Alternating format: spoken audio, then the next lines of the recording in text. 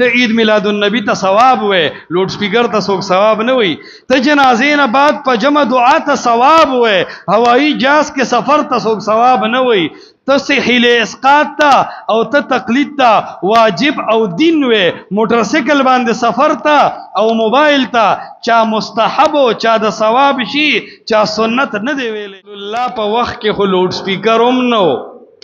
وی د رسول الله په وخت کې خو جاز هم نو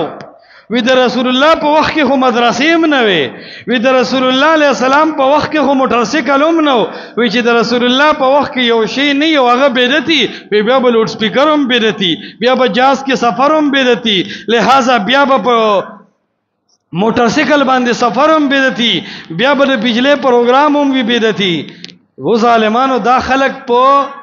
بدعت شرعی او بدعت لغوی نه پويږي لوډ سپیکر بدعت په معنی د ناشنا دی په معنی د ګناه نه دی جاز بدعت ته په معنی د ناشناوالی چې رسول الله په وخت کې نه اوس ناشنا راغې دا مدرسې دغه رنګي دا کتابونه دغه رنګ دا سورلې دا بدعت د په معنی د ناشناوالی او یو بدعت په معنی د گمراهی دی نو هغه ته بدعت فی الدین وای ځکه محمد رسول الله صلی الله علیه وسلم فرمایي من احدث فی امرنا لامرنا نوی فی امرنا هذا چا چې زما دین کې دنه یو بدعت رو باسو دا گمراهی دا او دا به مردودی او لوډ سپیکر په دین کې دنه نه دا د دین د پاره دی جاز په دین کې دنه نه دا جاز د دین د سفر د پاره دی دارنګي موټر سایکل دین کې دنه نه دی د دینی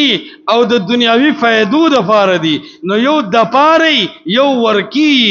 دا بدعات تقلید ته په دین کې راځته دی د دین د پاره دی نه درسته سلوختی ته په دین کې راځته را سنت و نبات په جمع دعا بدعتی په دین کې راوسته را دارنګي قضا عمری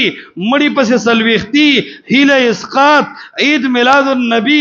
دا په دین کې دنه تار ایستی دي دې ته بدعت شرعی وي دا گمراهی ده کم چې امور انتظامیه دي نو دې باندې څوک د ثواب نیت نه کوي ته عید میلاد النبی ته ثواب وې لوډ سپیکر ته څوک ثواب نه وي ته جنازې نه بعد په جمع دعا ته ثواب وې هوایی جهاز کې سفر ته څوک ثواب نه وي ته سهیل اسقاط ته او ته تقلید ته واجب او دین وې موټر سایکل باندې سفر ته او موبایل ته چا مستحب او چا د ثواب شي چا سنت نه دی ویلې نو بدعت هغه ته وي چې ته په دین کې جایز کې بدعت هغه ته وي چې ته په دین کې د ثواب د فار ذریعہ وګرځي او داسې طریقې وګرځي چې هغه الله او محمد رسول الله علیه السلام او سلف د امت نه کړي وته کې نه دا بدعت دی دیو جنا کتاب الاعتصام کې علامہ شاطبی اول جلد کې